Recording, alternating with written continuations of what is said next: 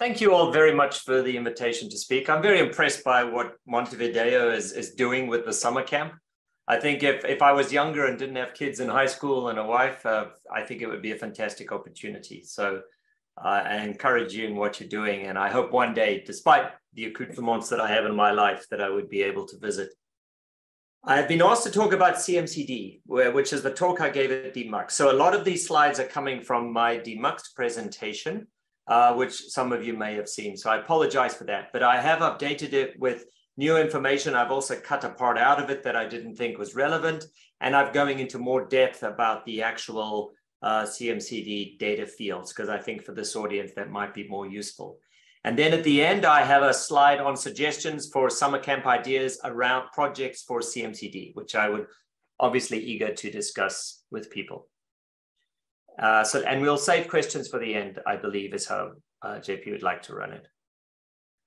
So CMCD, Common Media Client Data. I won't repeat its whole name again, and it takes too long to say. So CMCD is really a bridge between the world of players and the world of content delivery. And if you're a player user or a player deliverer, you think of your world in terms of sessions. There's a playback session, it lasts for an hour, it has some rebuffering events, it has a certain quality associated. On the CDN side, we just see requests for binary objects. We don't know how many sessions there are, how many players, and we don't know if the player is actually rebuffering. So CDNs are quite blind to the media characteristics of each request. And here's an example log line that you get from any CDN, not just the one I happen to work for. And I would challenge you to answer these questions about this request. Was it a 2-second or a 6-second media segment? You can't tell. You can't tell if it's HLS or Dash. They both use CMAF-based media nowadays. You can't tell if this player is starting up or if it's 3 hours into a VOD video or if it's in a live broadcast. You can't tell if this is a tiny audio file or a 4K video file. We don't even know if it's audio or video. Both of them can use this file extension. We don't know if it's live or VOD. And we don't know if the player is healthy or rebuffering. And if we don't know if we deliver this in 2 seconds, are we doing a good job or a bad job? If it's a 1-second video object, we're doing a terrible job delivering it in 2 seconds. If it's an 8-second object, we're doing a good job delivering it in 2 seconds. So it's hard for us to know when we're doing bad. And if you switch over and look at it from the player's side, player builders or content distributors are often frustrated that the CDN doesn't know there's a problem. The player knows it's a problem because you have an analytic solution that's telling you in real time something's slow.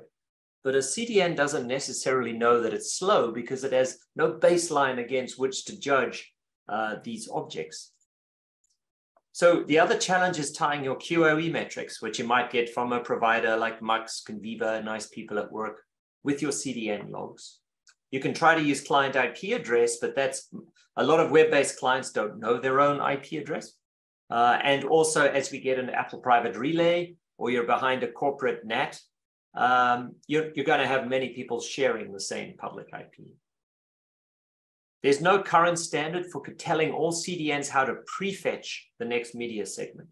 Prefetching is one of the best ways to improve the performance for adaptive segmented media content, HLS or Dash, by basically pulling the next object the player is going to ask for to the edge so that the edge server doesn't need to pull it all the way from the origin. And you get frustrated because our CDN logs and charts that we offer all speak about hits. But we have no idea how many hits there are in my video. Is it 10, 100, 10,000? I don't know how many videos are played, how many people watch them. So there's this need for media players and CDNs to exchange mutually beneficial information. And luckily, we have a very simple way for doing that. We have the player is already requesting media from the CDN. So we can just decorate that request with some custom query args or custom headers. We don't need to invent these two. They're very well supported across the internet. All we need to do is define how the data is represented. So this work was done by a group called the WAVE project. The WAVE project's open. It's got members all from Europe and Asia. I would love to have some members from Uruguay and Montevideo. So please do join. I think some of our time zones are hard for Asia, but they should all be good time zones for South America. And this is a free spec and standard. There's no IPR royalty. Don't pay anyone to use this. And it's a very simple document. So I encourage you to download a copy and check it out. So what is it? It's a defined set of structured key value pairs that communicate the mutually beneficial information from a player down to a CDN via either a set of custom request headers, a query arg, or a JSON object. And I haven't seen anyone actually use the JSON object. It was requested by 3GPP on the mobile side. They have a use case, but most people are using headers or query args. If you have a web-based player, it's going to have to do an options prefetch if it uses custom header. So for web-based player, if you use a custom header, correct. So that's why mostly web-based players are using query args, and then mobile players that are native apps like to use headers. We call it common because you use the same data structure across all players and all CDNs. So once someone's done the work to put it into a player, anyone else can go and leverage that work. It's not specific to a company or to a CDN. So it's free and you can go download it here.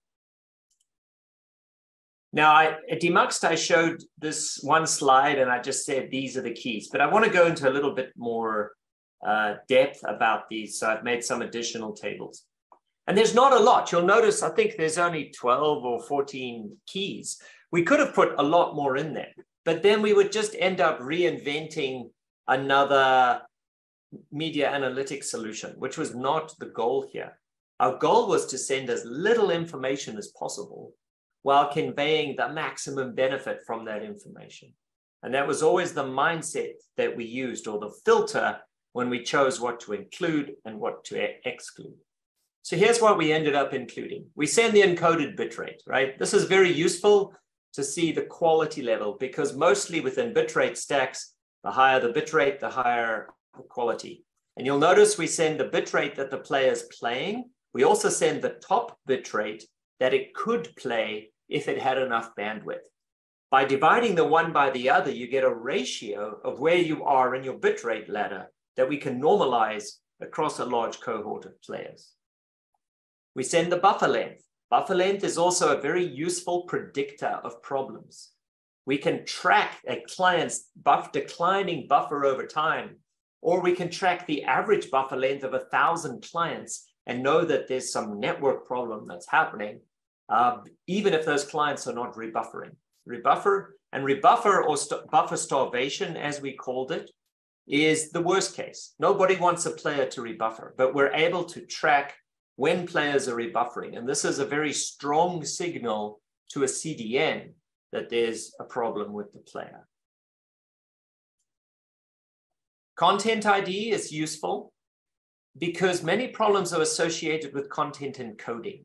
So if you start seeing an increase in buffers and you notice that there's a new content ID, you can now go look at that particular asset and figure out, is there something I encoded in this? Did I make a mistake that's causing these rebuffering problems?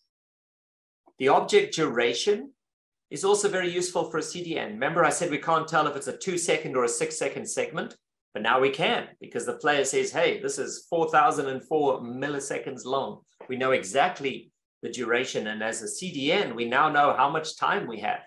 We have maybe 1 second to send you this object. Anything other than that, it's not good.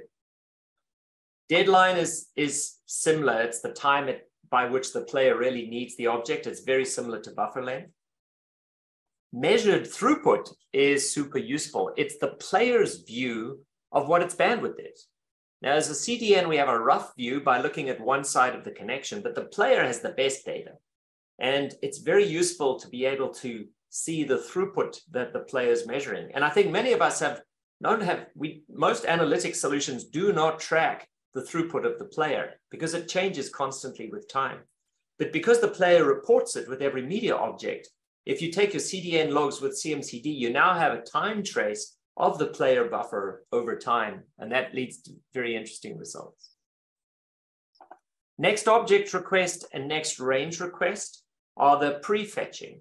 It's very simple. Basically, the player includes a relative path to the next object that it's going to fetch in the future.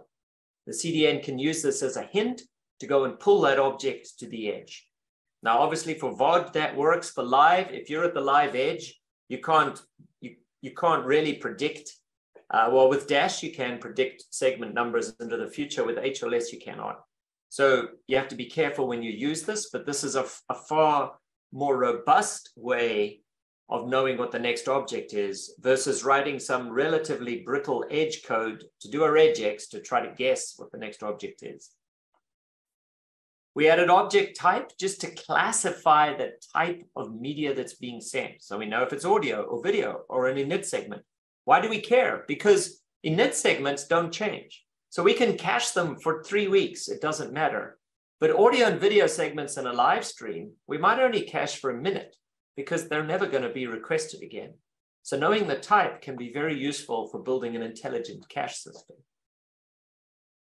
Playback rate, this is for low latency. We like to speed up players or slow them down to maintain a quality. If we notice that the player is constantly adjusting its playback rate, it's a sign of poor quality on the player's side and also a sign of a problem. Requested throughput, this is where the client is telling the server, hey, you don't need to over deliver this to me. If it's a 3 megabit per second video object, we can deliver it at 15 megabits per second. That's 5 times its rate. That's good enough. We don't need to deliver it at 50 megabits per second. But many CDNs will always try to deliver as fast as possible. And for a community, that's not a good idea because that causes peak congestion. It would be better off if every asset was delivered at the speed that didn't cause the player to switch down, but at no higher speed. So this is one way for the player to signal that. Streaming format, this allows us to look at the world from HLS or Dash. A lot of people want to know what's my rebuffer rate of my Dash assets versus my HLS assets. We can't tell you because they use the same assets. And with CMAF, they should be using the same assets, right? The only difference should be in the text files that you use to describe them. And then probably one of the most useful is just session ID. This is a random GUID. It doesn't track the user. A new one is generated every time they start playing something, but it ties together all those independent requests, the hundreds or thousands of individual requests that go into you watching a 2-hour movie. Well, and we got stream type. Is it live or VOD? Startup is a key. And I go, in Demuxed, I went into a lot of depth, which I'm not going to do in this talk, about the difference between startup and steady state. But players, when they're starting up, want to load segments as fast as possible. And this is the time where we need maximum performance from the CDN. But at steady state, there's actually a lot of gaps. There's a lot of idle time. And having an explicit flag to tell us, is the player in the steady state or is it in startup? We can start to do interesting optimizations with that idle time to further improve performance or to reduce the cost of delivery. Top bitrate is there to normalize the bitrate, and then we got a version so that we can roll out a future version. We will be working on version 2 this year, and I have a slide for that because I'd love everyone on this call to get involved and to give your input. So what do these assets look like when they cross the wire? The headers look like this. And we just see a header and then a set of name value pairs. Query arg is the same information, but URL encoded. And we got capital CMCD as the reserved name for the query arg. And the JSON looks like JSON. You'll notice that we use 4 headers. And you might say, why? Why not use 1 header? We did actually start off with 1 header, but then if you look at HPAC and QPAC, which are the header compression dictionaries for HTTP2 and HTTP3, if we use the same header, it's going to change every single time. So we start exploding the dictionary. So here we try to put information that doesn't change very often, like the session ID. So in the session header, anything that changes every time with every request, we put in the request header. And that way we can store this in the dictionary and it doesn't change. So let's go to some use cases. What might we want to do here? The use case I've already mentioned. is prefetching. So here we have a large provider. This is actually Disney. And you can notice that they use quite a convoluted naming scheme. It's very difficult to predict what the next object is in the sequence. But by using CMCD request, as the player requests this object, it just adds this CMCD data to the request. And now an edge server can blindly and with high accuracy go and fetch the next object. So this is very useful. Use case number 2, if you're using multi-CDNs, and most people use multiple CDNs today, not all CDNs perform as well as the others all the time in every geo and in every network. And by tracking your CDN usage over time, here we can, this is actually data come from CBS, Paramount, Viacom, the US media conglomerate. They use CMCD to ingest this information, and we can see one CDN not having a problem while one does. In this case, you would want to steer or have your players switch over and use the green CDN and not use the yellow CDN. And over here, you notice there's no difference. So here you would just divide it based on business rules, but over here, you might want to divide it based on performance. Use case number 3 is session identification. We're getting in a world where privacy is more and more important. Apple have rolled out Apple Private Relay. Some of you may already run it. It's very cheap.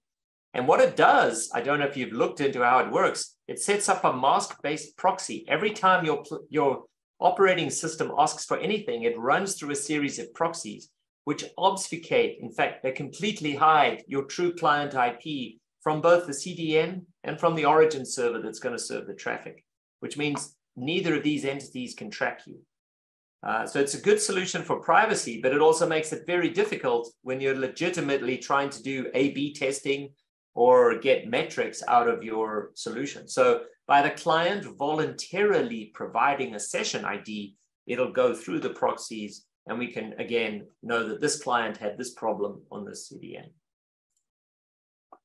We also get real-time views and a player health, which we've never really got before, because I don't know of any other analytic solution which tracks player buffer constantly. So here we have a track of one player playing a stream. This is Shaka player. This was HLS.js. And you notice, despite playing the same content, they had different buffer profiles over time. And this was actually a symptom of HLS.js having a non-optimal delay before it loaded the next segment. I mentioned this to the Apple developer, and as I reported in Demuxed, he fixed this super quick. So the latest version of HLS doesn't look like this, it looks like this. But it's been this way for 5 or 6 years. It wasn't until we had CMCD data at scale that we started to notice these patterns. And I haven't looked at other players. It'd be very interesting to start looking at pattern behavior for players with CMCD and see if they're performing as we expect. Use case number 5, you can quite easily build a live QoE monitoring system. That's because all the CDNs of today will give you back your logs in real time, and you're able to get your player data with it. So you can get cache status and hits by country, but you can also get measured throughput, buffer length, rebuffer count now, all in the same panel. So you can use Splunk or Datadog to ingest your logs. CMCD is structured data. It's very easy to parse it out and build yourself a real-time interface. Use case number 6, start to dig out interesting data. This I find interesting. So I did a quick little survey. This was 2 minutes of a major provider. During that time, there were 181,000 playback sessions and just under 19 million requests for objects. So firstly, the median measured throughput. And again, this was for the United States. The median throughput was actually 38 megabits per second. That's what the average player was measuring. A fifth percentile were down at 1.7. So we still got a lot of people with very low connectivity. They might have been mobile. They might be in a rural area. And the highest bitrate offered was down here at 7 megabits per second. So notice the average user has almost 5 times the bandwidth they need to play the highest bitrate. I then looked at average measured throughput, again, reported by CMCD by ISP. So I have ISP names on the x-axis, just alphabetical A to Z. and I have the measured throughput on that ISP, and then I've scaled out the data point based upon the number of users who were in that ISP. So we can see some large ones here. We see that generally the bigger ISPs have slightly better performance, but we also see some large ISPs down here with really poor performance. So which ISP you use or how you connect to the internet has a big factor in determining your quality of your playback. Because this was the same CDN delivering to all of these players. And yet the players are measuring quite different throughput. Also, does higher throughput mean higher average bitrate? We always assume that if I have a very good connection, does my player actually switch up? So when we look at these 2 million requests, I've got the average throughput here on the x-axis, the encoded bitrate on the y. We do see there's a curve, right? And we would expect it to be 45 degrees. The reason it isn't is because there's a maximum bitrate the provider is willing to pay for their content. So no matter how much bandwidth you have, you're not going to get, in this case, higher than about a 3 meg average. So, but there are players up here, there are ISPs who are getting better ones. So these major ISPs were all leveling out. And you got to be careful here because any sort of data about switching, there's other reasons you might not switch up. You might be looking at it in a web page and it's not going to show you the 4K version in a web page, or you're looking at it vertically on a mobile device, may also not switch up. In a city, this was interesting. I looked at just Chicago. There were 760 something different ASs or ISPs in Chicago. Some were very small, but I plotted the 12 fastest here. And again, even in these, you can see that the difference between Quest Communications and, say, Comcast or RCN is substantial. This is the average throughput within that provider. So again, if you have a choice in providers, it makes a big difference to your streaming service. And we also notice 2 satellite providers, SpaceX and Viasat. And you can notice the difference between geostationary satellites and low Earth orbit satellites for internet. Certainly low Earth orbit much better, and in fact outperforming some fixed ISPs in Chicago. How often do OTT sessions switch bitrates? This is also interesting. So for my sample, most sessions never actually switch at all. The player starts, plays a bitrate, and never changes. And I know we think of AVR as this thing that's constantly changing. The reality is for most people, there's no change, but for a few people, there's a lot of change. So 10% of sessions contain all the switches, and the worst 1%, the 99th percentile here, contain 2/3 of all switches. So you've got a very small part of your audience who are struggling for playback. And that's just the reality. It doesn't mean we can ignore them. It means we need to focus our efforts on that 1% and make their playback experience better. How much bandwidth do you need to eliminate rebuffering? So what we've got is the encoded bitrate that was played back. In this case, the maximum was 2.5. And here we've got the estimated throughput from a client. How high do I have to go before I get no reports of buffer? For this data set, and this is a CBS Viacom data set, at 40 megabits per second, there was not a single player that played anything other than the top bitrate. And below that, there were some values. Even for players that were reporting 20 megabits per second, I had problems.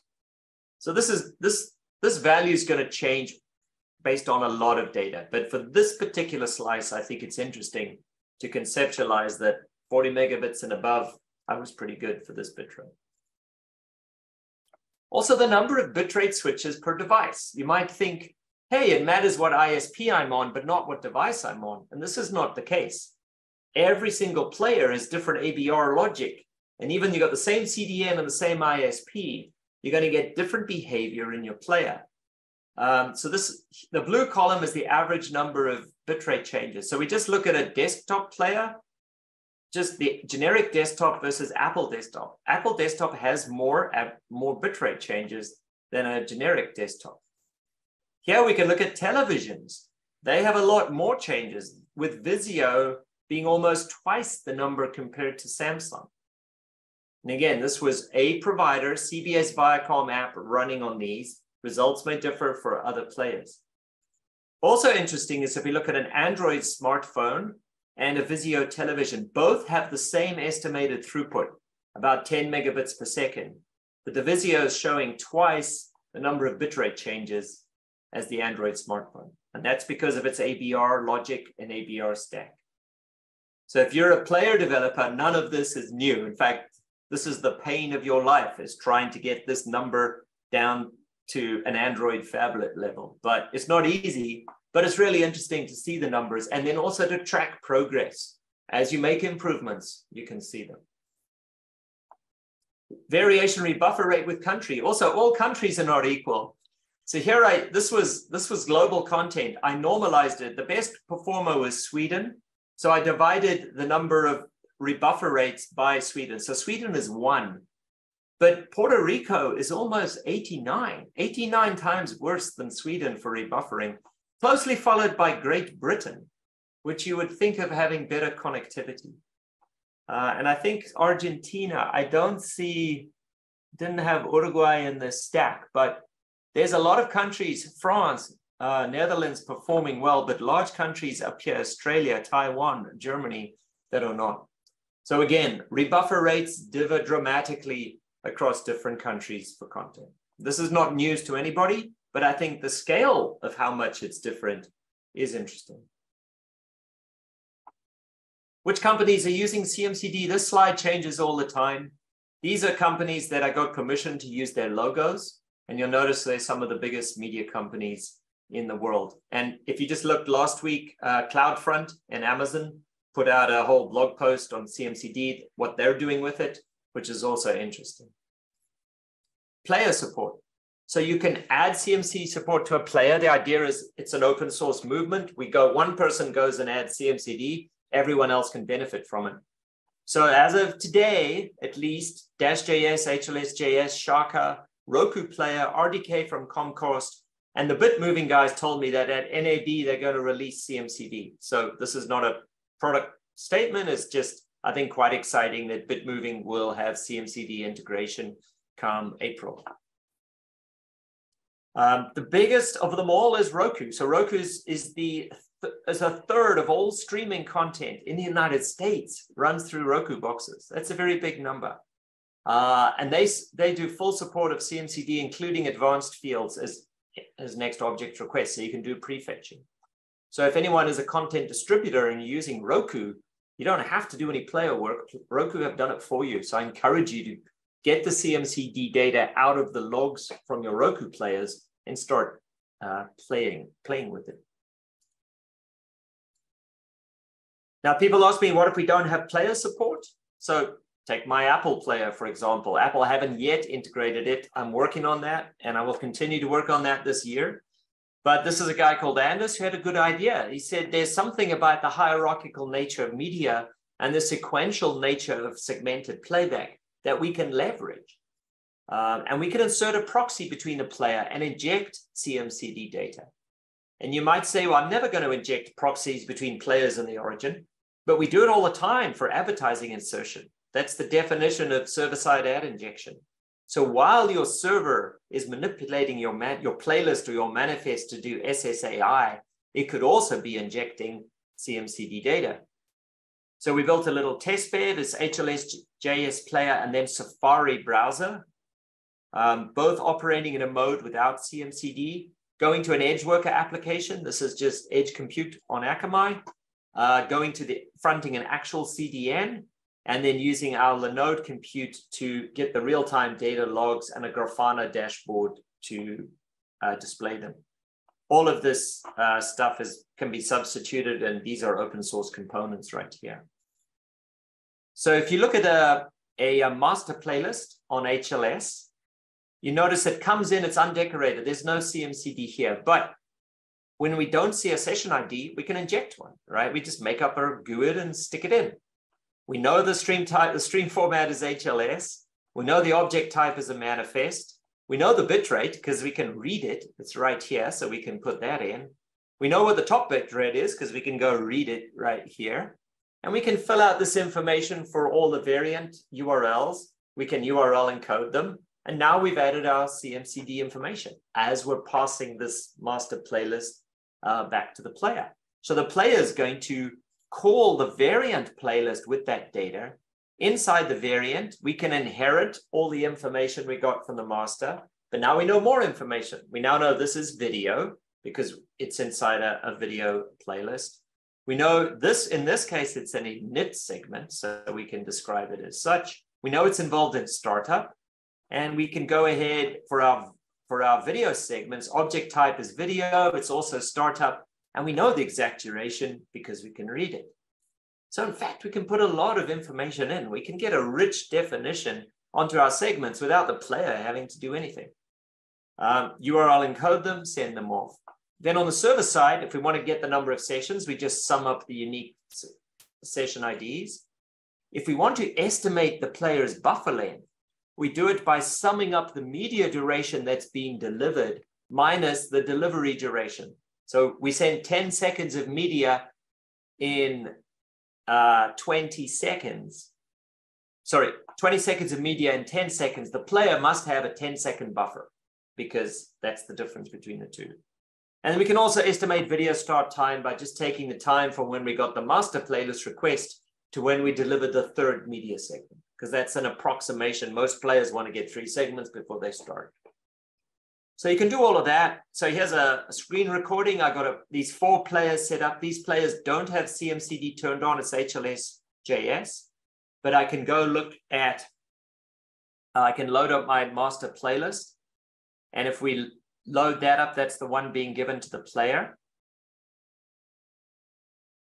I can check right here that indeed my proxy is now adding on the session identifier. So we're intersecting it and adding on that session identifier that we spoke about. And then we can go look at one of the variant playlists. Same thing, it's inherited that information, and we're starting to describe media segment data for our variant. If we go look at one of the media objects, we notice indeed that CMCD is on, and now we've included fields like duration that we didn't have previously. So we see the proxies doing the work. And then we can go over and look at the Grafana. So we get real-time dashboard showing the session count, the number of players that we had, the segment fetching throughput, the playback bitrate. In the real world, you're not going to have a chart that shows the bitrate over time of every single player connected, right? This is only a demo, so we showed it all. You would be dealing with aggregates and averages. But the whole point is just how easy it is to get this information out with a relatively simple setup. And for a player that was not actually sending you CMCD in the first place. So what's next? We are going to make a new version sorry, that's a typo, should be CMCD. The work's going to start in the next couple of months. At the Wave project, we have 2 other things we're working on, Common Access Token and request tracing.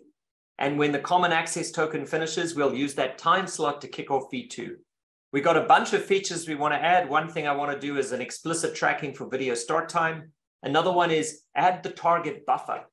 Because I've got buffer length, if I can divide it by target buffer, I can normalize where I am in my buffering regime across many different players that may have very different buffer targets. You can file your issues. If there's something useful you want to see in CMCD, please go add it now so that it's there, and then be prepared to defend it when we come to the inclusions. We're not looking to put a lot of new stuff in. We want to put a few things that are going to add a lot of value. So if you do ask for something, make a very strong use case as to why it's generally useful for many people and good for the industry. Now, Summer Camp CMCD project ideas. This is my last slide. Number 1, if you want to go down in history, go add CMCD to Exoplayer. Okay, there's an issue open here. It's got a lot of big companies have come in and given support, and everyone's waiting for someone to do the work. So there's an existing ticket. The lead admin, Tony, has said he will review it.